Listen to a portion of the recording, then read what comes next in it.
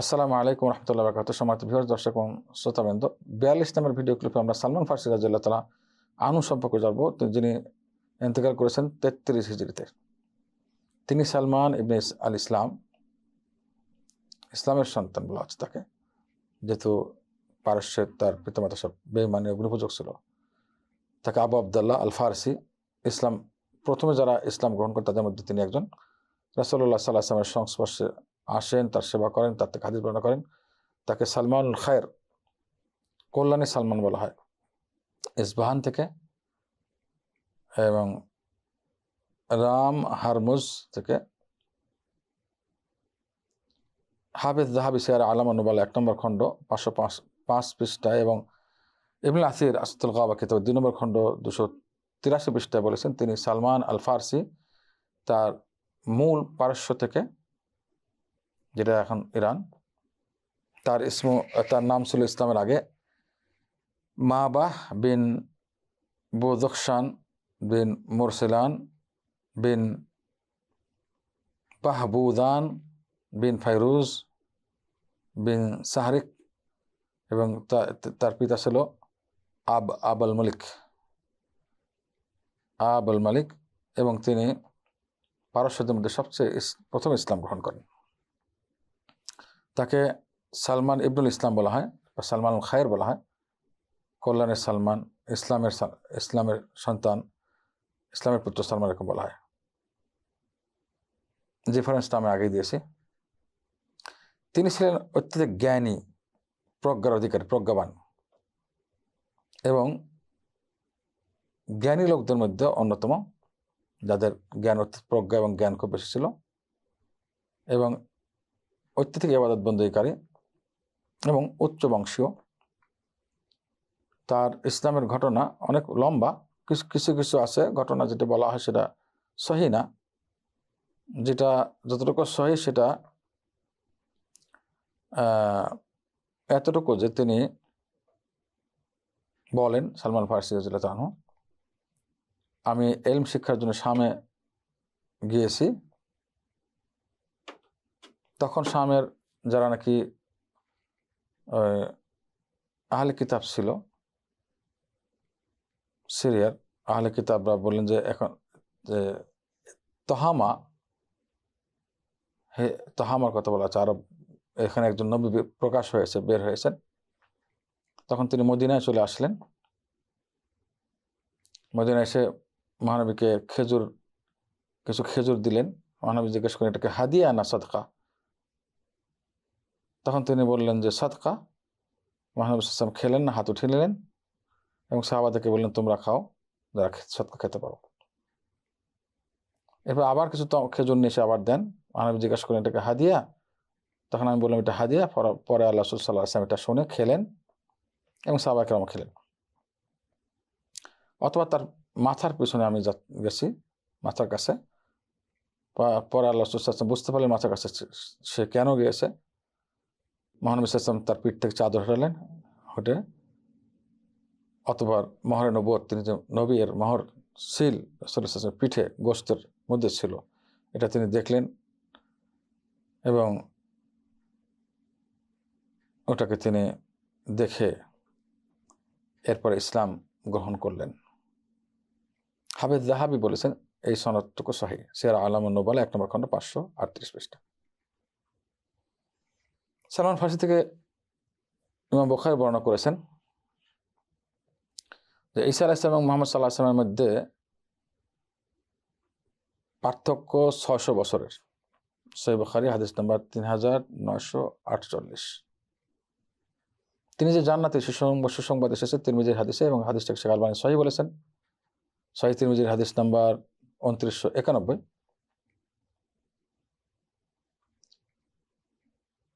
মুআয ইবনে জাবাল রাদিয়াল্লাহু তাআলা আনহুর যখন মৃত্যু কাছাকাছি, তাকে জিজ্ঞাসা করা হলো, হে আবু আব্দুর রহমানের পিতা, আমাদেরকে ওসিয়ত করুন। আশেপাশে যারা আছে, তিনি তো মুআয ইবনে জাবাল অনেক ইলমের অধিকারী ছিলেন, সবাই জানে। তো ওসিয়ত করতে বলা হলো তাকে যে আপনি ওসিয়ত করুন আমাদের জন্য। তখন বললেন আমাকে বসাও তোমরা উঠে। অতবার তিনি বললেন, মুআয ইবনে জাবাল রাদিয়াল্লাহু তাআলা বললেন যে ইলম এবং ঈমান যারা তালাশ করবে তারা পাবে, 3বার বললেন। অথবা তিনি বললেন ইলম তালাশ করো 4 জনের কাছ থেকে, 4 ব্যক্তির কাছ থেকে।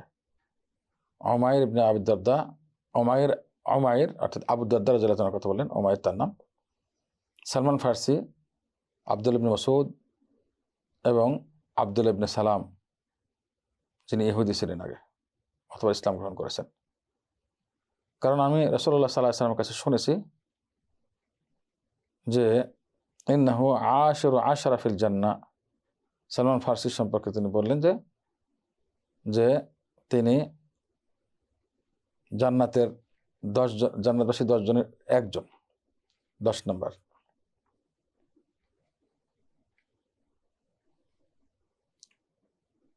সালমান ফার্সি রাদিয়াল্লাহু আনহুর মর্যাদা, সহিহ বুখারী মুসলিমের হাদিস আবু হুরায়রা থেকে বর্ণিত, তিনি বলেন যে আমরা বসেছিলাম মহানবী সাল্লাল্লাহু আলাইহি ওয়াসাল্লামের কাছে, অতঃপর আয়াত নাযিল হলো, সূরাতুল জুমা নাযিল হলো, ওয়া আখারিনা মিনহুম লাম্মা ইয়ালহাকু বিহিম, সূরা জুমা 3 নম্বর আয়াত। অন্য আরেকটা গ্রুপ যারা নাকি পরবর্তীতে আসবে তাদের সম্পর্কে আল্লাহ তাআলা বলেন, আল্লাহ রাসূল বললেন, আল্লাহ রাসূল সাল্লাল্লাহু আলাইহি ওয়াসাল্লাম আবু হুরায়রা বলেন, রাসূলুল্লাহ তারা কারা যারা পরে আসবেন, এদের সঙ্গে মিলিত হবেন, তারা কারা, কাদের কথা বলা চালা তারা? 3বার জিজ্ঞাসা করার পর আল্লাহ উত্তর দিলেন না। আমাদের মধ্যে সালমান ফার্সি ছিলেন। 3বারের পরে মহানবী সাল্লাল্লাহু আলাইহি ওয়াসাল্লাম তার হাত সালমান ফার্সির হাতের উপর রাখলেন, সালমান ফার্সির উপর হাত রাখলেন, তার উপরে হাত রাখলেন, সেটা মাথায় হোক বা পিঠে হোক রাখলেন। বললেন যে যদি লাউকান আল ইমান ইনদা সুরাইয়া, ইমান যদি সুরাইয়ার তারা নক্ষত্র, অনেক দূরে নক্ষত্র, সুরাইয়া নক্ষত্রেও থাকে, তাহলে এই যে তাদের বংশের, সালমান ফার্সির বংশের কেউ সেখান থেকে ইলম নিয়ে আসবে, সুবহানাল্লাহ, সেখান থেকে ইলম নিয়ে আসবে, অর্থাৎ ইলমুল হাদিসের কথা বলছে। আমাদের কেউ কেউ বলছেন সালমান ফার্সির বংশের, এটার মধ্যে ইমাম বুখারীকে বলছেন, কেউ কেউ ইমাম আবু হানিফা বলেছেন, বিভিন্ন মতামত আছে। তো ইমাম বুখারীর মতটাকে অনেকে প্রাধান্য দিয়েছেন, ইলমুল হাদিস ইমাম বুখারী, তো ওই ওই তাদেরই দলভুক্ত বা তাদের গোষ্ঠীর পরবর্তীতে। ইমাম বুখারী আবু জুহাইফা থেকে বর্ণনা করেন, ওয়াহাব আস সাওয়ানি, তিনি বলেন যে রাসূলুল্লাহ সাল্লাল্লাহু আলাইহি ওয়াসাল্লাম সালমান ফার্সি এবং আবু দারদা এর মধ্যে ভ্রাতৃত্ব বন্ধন করেছেন। তো সালমান ফার্সি একদিন আবু দারদার ঘরে মেহমান হলেন।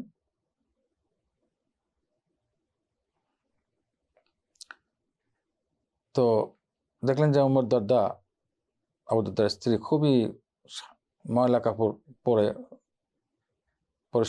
পরিশ্রমের কাপড় পরে আসেন, সুন্দর কাপড় পরেন না তিনি। তখন জিজ্ঞাসা করেন, কি ব্যাপার, আপনার এই অবস্থা কেন? খুবই নিম্নমানের কাপড় চোপড় পরা।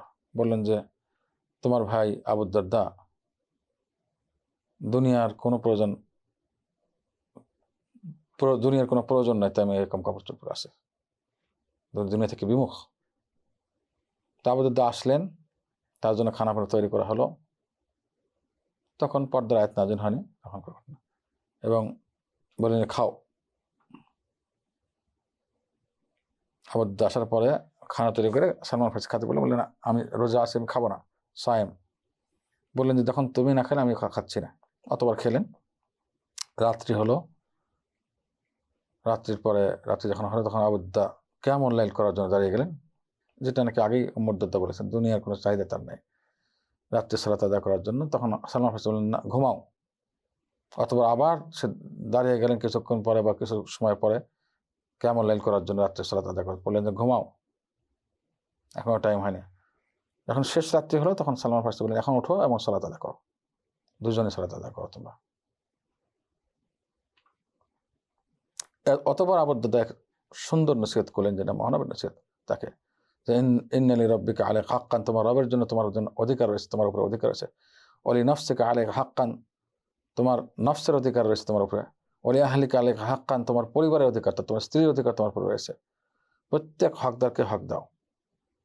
অতঃপর আবু দারদা রাদিয়াল্লাহু তাআলা আনহু আসলেন মহানবী সাল্লাল্লাহু আলাইহি ওয়াসাল্লামের কাছে, এসে এই কথাটা উল্লেখ করলেন। আল্লাহ রাসূল বললেন সাদাকা সালমান, সালমান সঠিক বলেছে। সহিহ বুখারী হাদিস নম্বর 1968। সুবহানাল্লাহ, মহানবীর হাদিস তিনি পেশ করেছিলেন। এবং সাক্ষ্য দিলেন তিনি সঠিক বলেছেন। সহিহ মুসলিমের হাদিস মুআবিয়া বিন কুররা থেকে বর্ণিত, তিনি আয়েজ ইবনে আমর থেকে বর্ণনা করেন যে আবু সুফিয়ান রাদিয়াল্লাহু তাআলা আনহু, মুআবিয়া রাদিয়াল্লাহু আনহুর পিতা আবু সুফিয়ান কুরাইশ সর্দার, সালমান, সোহাইব এবং বিলাল এই তিনজনের কাছে আসলেন এই গ্রুপে। তো আসার পরে তারা তিনজন কি বললেন যে আল্লাহর কসম,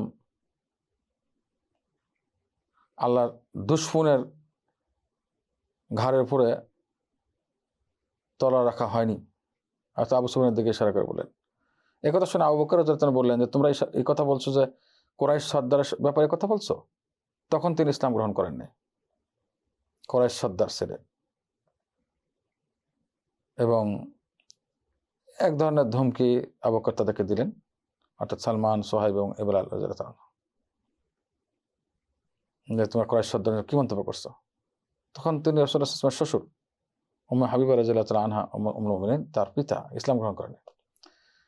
আবু বকর রাদিয়াল্লাহু আনহু এসে মহানবী সাল্লাল্লাহু আলাইহি ওয়াসাল্লাম আসলেন, খবর দিলেন এই ঘটনা। মহানবী সাল্লাল্লাহু আলাইহি ওয়াসাল্লাম উল্টা আবু বকরকে নসিহত করলেন, আবু বকর, সম্ভবত তুমি তাদেরকে রাগান্বিত করেছো, অর্থাৎ সালমান, সোহাইব এবং বিলালকে রাগান্বিত করেছো। তুমি তাদেরকে রাগান্বিত করে থাকো, তাহলে জেনে রাখো তুমি তোমার রবকে রাগান্বিত করেছো। আল্লাহু আকবার। অথবা আবু বকর তাদের কাছে আসলেন, বলেন যে হে আমার ইসলামের ভাই, আমি কি তোমাদেরকে রাগান্বিত করেছি? বলেন না না না, রাগান্বিত করেননি আপনি। হে আমার ইসলামের ভাই, আপনাকে আল্লাহ ক্ষমা করুন। গাফারাল্লাহ ইয়াগফিরুল্লাহু লাক ইয়া আখি, বলে কত সুন্দর ব্যবহার। সহিহ মুসলিমের হাদিস 3504। এটা ইমাম নবী বলেন যেটা এই যে এসে ঘটনা ঘটেছে ইসলাম গ্রহণের আগে, আবু সুফিয়ান ইসলাম গ্রহণের আগে, যখন তার মেয়ে উম্মুল মুমিনিন উম্মে হাবিবা রাদিয়াল্লাহু তাআলা আনহা রাসূলুল্লাহ স্ত্রী তাকে সাক্ষাতের জন্য এসেছিল মদিনায়। এই হাদিসে সুস্পষ্ট ফজিলত সালমান ফার্সি এবং বেলাল এবং সোহাইব রাদিয়াল্লাহু তাআলা আনহু। সহিহ মুসলিমের ব্যাখ্যা শরহ নববী 8 নম্বর খণ্ড 305 পৃষ্ঠায়। সালমান ফার্সি রাদিয়াল্লাহু তাআলা আনহুর জিহাদ, তিনি সেই ব্যক্তি সালমান যেটা মহানবী সাল্লাল্লাহু আলাইহি ওয়াসাল্লামের সঙ্গে খন্দকের যুদ্ধে অংশগ্রহণ করেছিলেন। তিনি খন্দকের চিন্তাভাবনা, হয়তো পরীক্ষা খনন করে যুদ্ধ করার যে চিন্তাভাবনা, খন্দক, আহজাব জঙ্গ বা বজরদের যুদ্ধ যেটা হয়েছিল, খন্দক চারিপাশে, মদিনার চারিপাশে খন্দক বা পরীক্ষা খনন করা হলো, গর্ত করে করে সেখানে যুদ্ধ রণকৌশল সৃষ্টি করা, তো নতুন রণকৌশল, কারণ ওরা অনেক বেশি ছিল, সমস্ত কাফের গোষ্ঠী ইহুদি খ্রিস্টানরা একত্রিত হয়ে গেছে বজরদের বাহিনী থেকে মুসলমানদেরকে শেষ করার জন্য। তো মদিনার চারিপাশে খন্দক খনার চিন্তাভাবনা সালমান ফার্সি দিয়েছিলেন যে এইটা এভাবে করলে তারা ওরা অ্যাটাক করতে হবে না, ওরা কাছে আসলে খন্দকের ভিতর থেকে, গর্তের ভিতর থেকে, আমরা পরীক্ষার ভিতর থেকে আমরা তীর মারতে পারবো, আঘাত করতে পারবো, ওরা আমাদেরকে মারতে পারবে না। তিনি খায়বারের যুদ্ধ, ফাতে মক্কা, হুনাইন যুদ্ধ, তবুক এবং অন্যান্য যুদ্ধে অংশগ্রহণ করেছেন, এবং ইরাকের বিজয়ে তিনি অংশগ্রহণ করেছেন, ইরাকের যখন বিজয়, এবং তিনি মাদায়েন শহর, যেটা নাকি পারস্যের তখনকার যুগের রাজধানী ছিল, সেখানে তিনি আমির ছিলেন ওমর ইবনে খাত্তাব রাদিয়াল্লাহু আনহুর যুগে। ইবনে আসির উসুল কাবা উল্লেখ করেছেন 2 নম্বর খণ্ড পৃষ্ঠা নম্বর 285, এবং ইবনে হাজার আসকালানী রাহিমাহুল্লাহ তার কিতাব ইসাবায় উল্লেখ করেছেন 2 নম্বর খণ্ড পৃষ্ঠা নম্বর 60। সালমান ফার্সি রাদিয়াল্লাহু আনহু নিজের হাতের কামাই খেতেন। হাসান বসরি রাহিমাহুল্লাহ বলেন, কত বড় কথা দেখো, শুনুন, যে সালমান ফার্সি তার বেতন ছিল 5000 দিরহাম, যেহেতু তিনি আমির ছিলেন। তিনি আমির ছিলেন মাদায়েনের, পারস্যের রাজধানী। তিনি খুতবা দিতেন একটি কাপড়ে, একটি চাদরে, কিছু অর্ধেক বিছিয়ে নিতেন এবং অর্ধেক গায়ে রাখতেন। সুবহানাল্লাহ, এত সাধারণ জীবনযাপন। যখন তার বেতন আসতো তখন সব বেতনগুলো ওই 5000 দিরহাম সদকা করে দিতেন, দান করে দিতেন, এবং তার নিজ হাতের কামাই তিনি খেতেন। নিজ হাতের কামাই কিভাবে খেতেন এটা পরবর্তীতে আসতেছে। নোমান ইবনে হুমায়দ বলেন যে আমি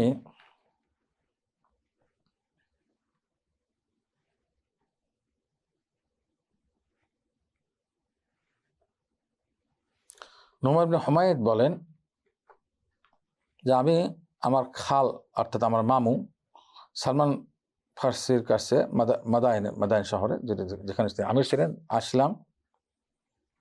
তিনি তার আমির ছিলেন, তো তিনি পাটি বোনাচ্ছেন, এবং তিনি কি বললেন, পাটি বোনানো দেখে তিনি বললেন, দেখো আমি এই পাটির যে সরঞ্জামগুলো আছে, পাতাগুলো 1 দিরহাম দিয়ে খরিদ করি, অথবা এটাকে পাটি বানাই এবং 3 দিরহাম দিয়ে বিক্রি করি, এবং 3 দিরহামের মধ্যে 1 দিরহাম আবার পাতা কেনার জন্য রেখে দিই, এবং 1 দিরহাম আমার পরিবার পরিজনের জন্য খরচ করি, আর একটি দিরহাম সদকা করে দিই। সুবহানাল্লাহ। এবং তিনি বললেন, যদি ওমর ইবনে খাত্তাব থাকতেন আমাকে এই কাজ থেকে নিষেধ করতেন, কিন্তু আমি নিষেধ শুনতাম না, আমি আমার হাতের কামাই খাবো, বেতনগুলো দান। সমস্ত 5,000 দিরহাম দান করে দিয়ে 1 দিরহাম দিয়ে পাটির পাতা কিনে, খেজুর জাতীয় পাতা, খেজুরের পাতা বাড়িতে পাটি বানিয়ে, চিন্তা করে দেখুন, সুবহানাল্লাহ, কি জীবন, কি ত্যাগ ইসলামের জন্য। 1টি দিনার পরিবারের জন্য খরচ করতেন, 500 দিনার 1টি খরচ করতেন না, নিজের কামাইয়ের 1 দিনার পরিবারের জন্য 1 দিনার তা দান করে দিতেন, আর 1 দিনার দিয়ে পাটি খেতেন। তো এটা খেজুর বা তাল জাতীয় এবং নারকেলের পাতা দিয়ে তিনি পাটি বানাতেন। তার বিনয় উল্লেখ করেছেন আবু নাঈম হিলিয়াতুল আউলিয়ার মধ্যে উল্লেখ করেছেন 1 নম্বর খণ্ড, পৃষ্ঠা নম্বর 201। আবু নাঈম আবু কিলাবা থেকে বর্ণনা করেন যে এক ব্যক্তি সালমান ফার্সির কাছে আসলেন, তিনি আটা পিষছিলেন, আটা বানাচ্ছিলেন রুটি বানানোর জন্য, খামির। বললেন, এটা কি? বলে যে খাদেম যে ছিল, কাজ করার লোক, তাকে অন্য কাজে পাঠিয়েছে, আমি চাচ্ছি না ওই কাজ এবং এই কাজ দুটো একসাথে করে, 2 কাজ একসাথে করুক, চাচ্ছি না এটা। তার কাছে তো অন্য কাজে পাঠিয়েছি, তার এই কাজের বদলায় আমি তার কাজটা করে দিচ্ছি। এটা ছিল বিনয় সালমান ফার্সি রাদিয়াল্লাহু আনহু। তো অনেক সালমান ফার্সির কথা বলতে গেলে অনেক সময় লাগবে। তার বয়স নিয়ে অনেক কথাবার্তা আছে, অনেক ধরনের কথাবার্তা। আব্বাস ইবনে ইয়াজিদ আল বাহরাইনি বলেন যে আহলে ইলম উল্লেখ করেছেন সালমান ফার্সি 350 বছর বেঁচে ছিলেন।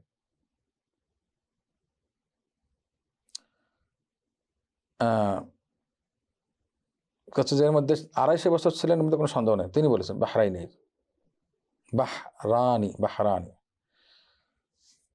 ইসলামের মুআরিখ ঐতিহাসিক হাফেজ যাহাবি কি বলেন শোনেন, যে আমি অনেক তালাশ করেছি, বাহরাইনের এইটা ছাড়া অন্য কোনো কথা পাওয়া যায়নি তার বয়সের ব্যাপারে, এবং এটা সনদ সহিহ না, মুনকাতে, সঠিক সনদ না। কিন্তু তার বিভিন্ন ব্যাপারাদি, তার জীবনী, তার যুদ্ধ বিগ্রহ, তার কাজকর্ম, সবকিছু গবেষণা করে যেটা আমরা পাই, সেটা হিসাব করে দেখা যাচ্ছে যে তার বয়স এত বেশি হবে না, এবং তিনি বৃদ্ধাবস্থায় পৌঁছেন নাই। তিনি তার দেশ ত্যাগ করেছেন, হিজরত করেছেন জওয়ান বয়সে, এবং হেজাজ এসেছেন সম্ভবত, মক্কা মদিনা এসেছেন 40 বছর বয়সে কাছাকাছি, বা তার কাছাকাছি, আর কিছু কম বেশি। কিছুদিন মধ্যে মহানবী সাল্লাল্লাহু আলাইহি ওয়াসাল্লামের আগমনের খবর পান, মহানবী সাল্লাল্লাহু আলাইহি ওয়াসাল্লাম নবুয়ত প্রাপ্ত হয়েছেন, অথবা তিনি মহানবীর কাছে আসেন, এবং 70 বছরের কিছু বেশি হয়তো বেঁচে ছিলেন। এবং আমার ধারণা যে তিনি 100 বছরে পৌঁছেন নাই। যদি এর চেয়ে ভালো কোনো ডকুমেন্ট থাকে তাহলে তিনি বলছেন আমাদেরকে জানার জন্য। তো এটা সের আলামুন নুবালা 1 নম্বর খণ্ড 556 পৃষ্ঠা পাওয়া যাচ্ছে এটা। তো এটা হলো সঠিক কথা তার ব্যাপারে। আর এই আগের কথা কোনো ভিত্তি নেই যে কত বছর বেঁচেছেন এটা নিয়ে।